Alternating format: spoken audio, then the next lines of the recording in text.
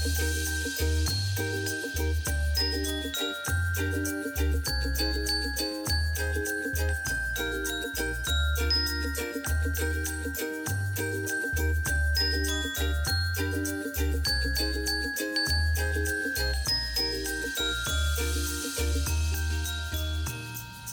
guys, Heidi Easley here, and then I'm going to show you a step-by-step on how to do this truck and tree. This is one of our top sellers. We've had tons of people pay for their Christmases and vacations, summer vacations, and so much more using this truck and tree.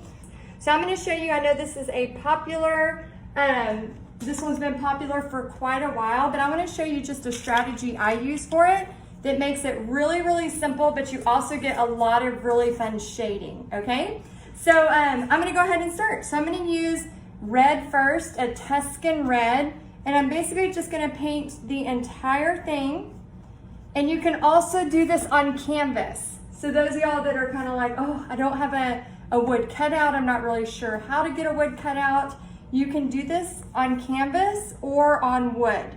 So this is just a piece of wood that you can either order from somebody online, or if you are handy, you can cut it yourself. My husband has cut a ton of truck and trees for me, and then sometimes we order them as well online, and we have some resources that we can share with y'all later on where to get them. If not, use the tracer and go ahead and do your own canvas version, okay? All right, so I'm gonna go ahead and just basically fill this entire thing in with red. And it doesn't have to worry, once you have it kind of on there, you can see where the lines still are. So in pencil, I had drawn the lines, but we're gonna go right back over them. So right now, we just need a coat of red. And I wanted to say thank you so much. So this tutorial that you're getting, you are also getting marketing materials with it. So here's the coolest thing. After you paint it, and hopefully you like it once you finish painting it, I would love for you to post a picture on your Facebook page or your Instagram, because you can put either your town name or even your last name. And so what's really cool is you could do this and actually give them away as Christmas presents, or people could order them from you. So we've had a lot of people with really great luck paying for their Christmas just by doing some commissions. You know, you could paint one and then sell it for $45 or $55, and then they could use it as a door hanger for their door, and they could put a wreath around it, or behind it, I guess I should say. And then you could put their name right here, either using a stencil cutter, or if you're okay at freehand, you could freehand it as well. So yeah, there's some really cool opportunities for you to make money doing something fun. It's really awesome. Okay, so I'm just gonna kind of take this 1-inch brush and bring it around. I'm just going around the window. Again, it doesn't matter if it's too messy, because if you make a mistake, you can always turn it into something new. Okay, so we got our red. That's simple. That's all we had to do to get the red down. Now, in order to make it have a little bit of a vintage look, we're gonna take some black paint, and I'll show you where to place this black paint. All right, and I'm just using Deco Art lamp. And then I'm going to just kind of take the black, my brush is still messy. I'm just gonna kind of, where those pencil lines were, start to get those back where they belong, okay? So I'm just gonna kind of get those lines in there, little bit of a line here. And this is where you can literally like stop and pause me if you want, and just kind of copy exactly where I put these lines if you're nervous. So I'm just dipping into the paint, back and forth. My brush is still red, back and forth. And I'm just adding in these lines where they go. Just kind of some right here, a little bit on the will. I hope I'm saying that right. A little bit on the ends. Kind of rough it up on the ends here. almost like I'm just kind of going on top of it. Nothing major. And again, you can pause, start and stop if you need to. I'm just gonna bring this down just a little bit for the door handle. Okay, now I'm gonna rinse this brush in some water. I'm gonna wipe it off a little bit so I can grab a little bit of black with some red, and I'm just gonna bring it over here and mix it so it has kind of like a you know, not a maroonish, but it just has a tint to it. Now that I have that tint, I can go in and just kind of messy this up. I wanna just vintage this truck. If I end up getting too much black, just dip it back into the red. And I just want this truck to not look so red. I wanna mess it up. And this is where I find, like, you know, are you a perfectionist? This is where you will be able to tell if you're a perfectionist or not. You will know real quick when you start to do this process. So if you are like freaking out right now, I want you to take a deep breath. Know that it is okay. You're just messing up a truck. Worst case scenario, you can just leave it all red, and that's not even bad. You could just leave it totally red if you want, or if you want more of a vintage feel, you can do this. Now, let's say, so like my dad growing up, he had a truck just like this, but it was blue. And every time he took off, we had a Great Pyrenees. We called him Big Dog. He was this giant Great Pyrenees. And my dad would take him in his blue truck, which always had a backfire. And so every time he would leave, it sounded like a shotgun was going off. And then he would take him through McDonald's, and he would, you know, get some hamburgers, and he would unwrap the hamburgers and he would chunk them out the back window to Big Dog, who was in the back of the truck. Now, every single time Big Dog went to McDonald's with my dad, he got 2 hamburgers and he would spit out the pickles. It was the funniest thing. Like, you'd always see like pickles left in the back of my dad's truck. So if you're a person who is doing a different color, so let's say I want to do a blue truck for my dad, I would still do blue with a hint of black and still have this kind of vintage flair to it, if that makes sense. So I would still have the blue all down, and then I would take a little hints of black and add it in there. Okay, so we vintaged it up a little bit. Now I'm gonna take it one step further. I'm gonna rinse my brush. Now I'm gonna take one of my favorite color paints, a copper color. Copper, it's like a bright copper or just a regular copper. I'm just using a bright copper because that's what I have right here. And I'm just gonna grab a smaller brush. Let me see. I'm just gonna use a liner brush because it's right here by me and it's fast to get to. And I'm just gonna kind of add it in like I'm washing it in. Just kind of wash it in. Actually, I don't like that one. Never mind, ignore me. So let's see, I made that mistake, so now I'm just rubbing it in. That's fine. I'm gonna rinse that. I'm gonna use the darker copper that I really like. Make sure this is the right one, yeah. This is just the original copper. And this is totally optional. You do not need to do this step. So if you don't have copper, don't worry, but I do love some metallics. So if I can bring metallics to a paint party or have somebody paint with metallics who maybe has never painted with metallics, I always try to have that. So I'm just gonna dip with like a 6 or an 8 round and just kind of get some copper in there. Just here and there, nothing major. Almost like it's gonna just have kind of a rust look. Okay? All right, again, that step could totally be omitted and it wouldn't be a big deal. Okay, while I have my black out, I'm just gonna fill in the entire tire. So you can fill the entire tire with black. We'll go over with white and a grayish later. And it kind of sometimes when you cut these out yourself, sometimes you kind of have a flat looking tire, don't you? But it's okay. So you can see that my tire has kind of a similar like flat look, and it's just because of the way it was cut out. And again, you know, especially if you're hand cutting these, don't be too hard on yourself if it's not perfect. I promise, when you're done with your painting, you don't even think about that. Like, oh, that tire is a little bit weird, or this is a little bit strange. You really don't. You just go, oh, that's cute. Let me put that on my door, you know? And like I said, one year I made 3 different paintings for people. I think I made a blue one for my mom and dad. I made one for Bobby's parents. And then I made one for Bobby's he has 2 sets of parents because they had mom and stepdad and dad and stepmom. So I made it for all of them one year, like as part of their gift. I love doing paintings as Christmas gifts.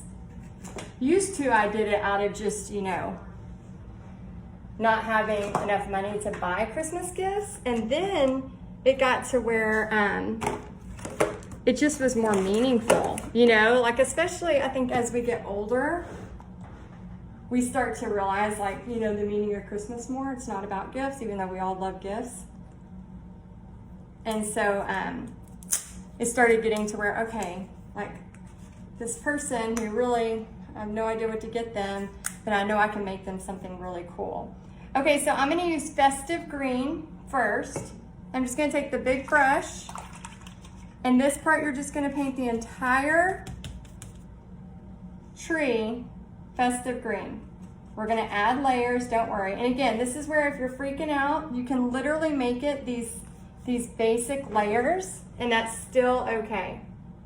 But if you're not freaking out and you wanna do what I'm gonna do in a minute, you can have some fun with it, and we're gonna make it a little bit more dimensional.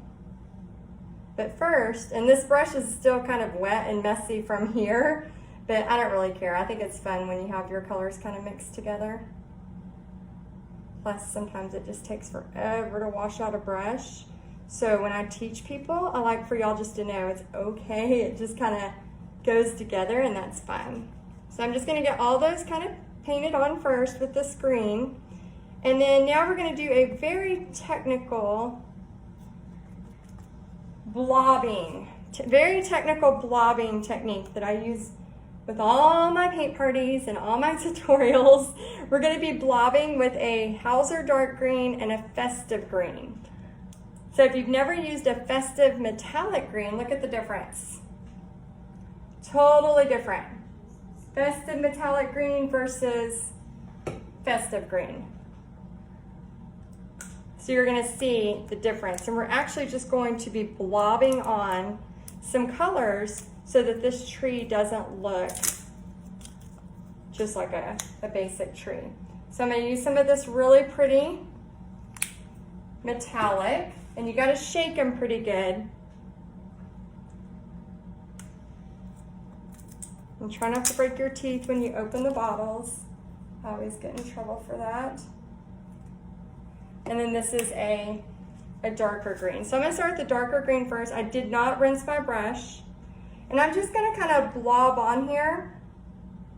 So I'm using a 1-inch flat, dipping and blobbing.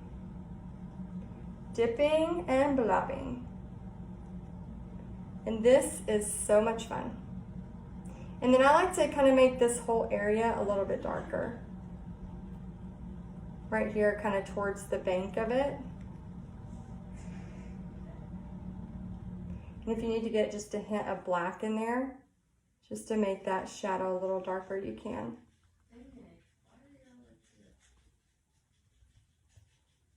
You can point your brush over. Okay? Once you have that, just kind of wipe your brush off. You don't even have to rinse it. Just kind of wipe it off, and then you're going to go to the metallic green. Do the same type thing. Just kind of blobbing it on there. The goal is really to have 3 shades of green, so it's not all the same. And some people have literally taken like different colors and put dots in here to make it look like Christmas lights. I like to take white along with snow text to make it look like it's snowing. But I've seen it done all different ways. like I said, this is one of our top sellers in the paint party business world. So whether you are teaching this online or doing kits this year, or you're doing commissions, or you're doing in-person parties, this one is one of the ones that we always are like, oh, thank goodness for that truck and tree, because it's just one of those paintings that is always not only fun to do, but no matter what, it just always brings back that classic Christmas feel, you know, where you just feel like you just want to cozy up and have a fireplace going and paint and watch Hallmark movies and drink coffee and have some tea or whatever you like to drink. Some of y'all might be drinking wine, I don't know. Okay, so I'm just gonna make a little gray, and I'm just gonna take this gray and fill it into the windows. Now, if you want, you could make, you could buy a silver, and you could make this all silver. So sometimes I'll bring, actually not sometimes, all the time at my in-person, I'll bring silver, and I will have it out so they can actually put that as the windows. And it just makes it a little bit shinier. You could use a smaller brush. I'm just kind of blobbing it in there, okay? All right, the same thing over here. Okay, so the same thing over here, I'm gonna do a little dot. Sorry, my daughter has a friend over and they are laughing in the background playing VR games. So if you hear a couple of girls, that is why. Okay, so all I did was just take a little round brush and just kind of make it round. In a second, we'll make a white color going around that as well. Okay, so now I'm gonna go back to my liner brush. Again, a liner brush is just a really thin, small brush where you can write names, you can do a lot of fun stuff, but we're actually gonna take white paint and we're gonna start adding in some of the details. Okay, so again, this is a painting that if you just look at it could look very complicated, but it's really not that complicated at all. So I'm just gonna start grabbing this paint, and this is, again, if you wanna pause it, you can kind of pause and just see where I'm adding this paint. But what I want you to remember is I use my pinky for balance, but I'm really making it messy because, again, this is supposed to kind of be almost like snow. So it's just little strokes of paint. It's not like, oh my gosh, it has to be exactly right there. So, I mean, I think I've painted this painting probably 20 times at least, and probably more than that. It's kind of like Starry Night. I think I've painted Starry Night probably 100 times, no lie, because I've taught it so much and I've just loved that painting so much. But when you're painting this, remember, it does not have to, like, each little stroke doesn't have to be exactly where I put it. So I'm just gonna add one here.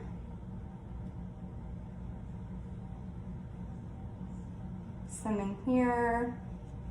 I'm gonna add some right here like it's on the step.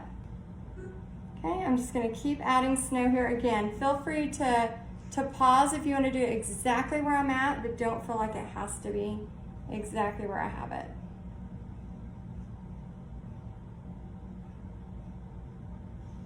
Just gonna put a couple lines in here. And then I'm gonna make this a little bit wider. This is gonna be my whitewash on the wheels.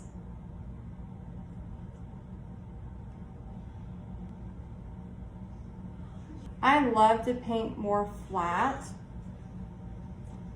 Some people really love to paint with the with an easel, but I just really love to paint flat more. Okay, make this one a little bit smaller. Okay, all right, so now let me add some white to the windows.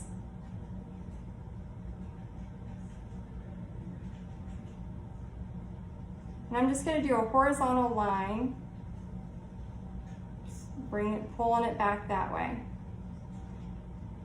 I can make it look like there's some snow in here, snow catching on that window. Just kind of think about naturally where the snow would catch. And if it doesn't look messy enough, messy it up. We're gonna add some dots of snow here in a second. Okay, so now we have that. So before I add the dots of snow, I always recommend coming in and either writing like your town name or your last name if you're giving this to somebody or you're keeping it for yourself. So either your last name or your town name before you add the snow, okay? So I'm gonna go ahead and add a name here. I'm just gonna put, Fixer Upper Farms. Or I'll put Magnolia Farms. That'll be cute. So I'm just gonna freehand it. If you have a Cricut or a silhouette, I recommend doing a little stencil, but if you don't have it, just do the best you can. You could also write it first, either with chalk, with a pencil, or you could even write it with a paint pen. I think I have a paint pen, hold on. I could just probably write it with a Sharpie. That'd probably be easier and then go over it. So I'm just gonna lay my hand down. Okay, so I'm just gonna do Magnolia Farms. I did it in Sharpie first so that I can just easily trace over it. Again, if I had access to my white paint pen, I would just do that. That would be way easier.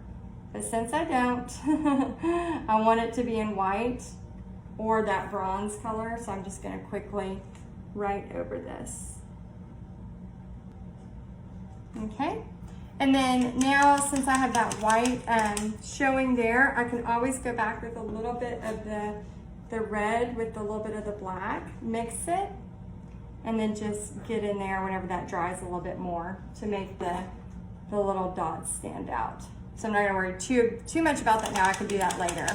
Okay, so now I'm gonna take my bigger brush, that one that was kind of like a round, I'm just gonna dip and then just start doing snow dots all over the truck. This should relieve some stress for sure. A little bit of white in there. And just make sure you re-dip a lot and make sure you also do it on the tree, come into the tires. And then in a second, I'm gonna show you a fun trick with snow text.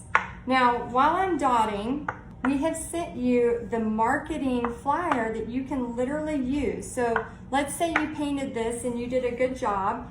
You could go ahead and take that marketing flyer and say, hey guys, I'm taking 2 orders for Christmas. If somebody wants to have their name personalized or whatever you want to do, go ahead and post that on your personal page, your business page, and just see what happens. And let me tell you a little trick about how to not feel embarrassed if you don't sell anything. Here's my secret. So say, hey guys, I just finished this project. Should I add glitter? Okay. Now that should be your first post. The reason you do that is because glitter is a very controversial subject. Everyone has an opinion about glitter or no glitter. And so when you do that, what happens is so many people are going to see that, hey, you painted this, and it works even better if you paint it and you actually hold it while you're smiling and say, hey, I just finished this, should I add glitter? Now, what's gonna happen is you're gonna have tons of people that probably have never liked, touched, commented, anything on your post are going to comment on this post. The reason why, I've tested it out 1,000 times with me, you, and everyone, and people just are very controversial about glitter. So I want you to do that because what will happen is there will be very, very, very many people that see what you have done and they're going to be like, oh my gosh, so-and-so's painting. Or maybe you have been painting a while, but you haven't posted anything in a while. And they're gonna go, oh wow, she started painting again, or I like that. Then what I want to challenge you with doing is I want to challenge you with, after you've done that, maybe in 2 or 3 days, you can say, hey guys, I got so much feedback from, oh, and I'm just gonna put some white right here on the edge. You're just gonna say, hey guys, I wanted to say thank you. I got so much positive feedback from the truck and tree. I'm taking a couple of commission orders. If anybody's interested, message me. I have 2 that I'll do. Maybe you only want to do 2, or maybe you only want to do 3. Just say however many. I wouldn't say like, hey, I can do 400, you know, because then nobody has a reason to go, oh, I need to get that in there to her. But say, hey, I'm doing a couple of commission pieces. If you're interested, just send me a private message and we'll talk. And then that's all you do. So for example, if nobody messages you, hey, it's okay. But if nobody messaged you, nobody on Facebook knows that nobody messaged you. You know, they don't know if 12 people messaged you or if 0 people messaged you. So then it kind of helps save face where you're like, oh, I don't have to be embarrassed if nobody, you know, said yes, or if nobody said they wanted to order one. But what I have found, being an artist and painting all the time and showing people that I'm always painting, because I'm consistent. So if you scroll through my Facebook, my personal Facebook or my business, you're going to see paintings, me in the studio, you're gonna see stuff happening all the time. So the reason I'm telling you is like, if this is, you know, I call it a paint party adventure. And it's kind of like a paint party lifestyle, right? Because you want to do art for a living. This is Snowtex, by the way. Welcome. If you've never met this, welcome to your new best friend. It is very fun. It's like a fun texture to play with, and I love like using this at paint parties, online events, and having people play with the snow. It's almost like a really fun texture just to play with. So you can use this and you can use glitter glue. Both make it magnificent. But yeah, so what I've learned about this is, you know, the more I show people that I'm painting, the more I show people that I'm doing this kind of stuff, the more different, you know, murals, projects, stuff like that that people actually come to me about. And then I don't have to do so much advertising. I still show people all the time I'm painting, of course, but I don't have to do as much advertising because people already know, oh yeah, Heidi paints, Heidi paints, Heidi paints, Heidi does paint parties, Heidi teaches me online how to paint. Like, people know because I'm always posting. I'm very, very consistent. So I want you to know, if this is your first time getting out there, don't be discouraged. I want you to make money with this. I want you to use, you know, like I said, whether you're doing this on a canvas or a piece of wood, however you're gonna do it, we have the marketing materials, the supply list, all of that ready for you so that you don't even have to think. All you gotta do is paint and post. Can you do that for me? Paint and post. All right. Well, I hope y'all like this. Again, glitter glue, post that about the glitter glue. So I hope this helps you, and I hope you make some money, and let us know if you had success with this. I would love to hear. All right, guys, enjoy, and I'll talk to you soon. Bye.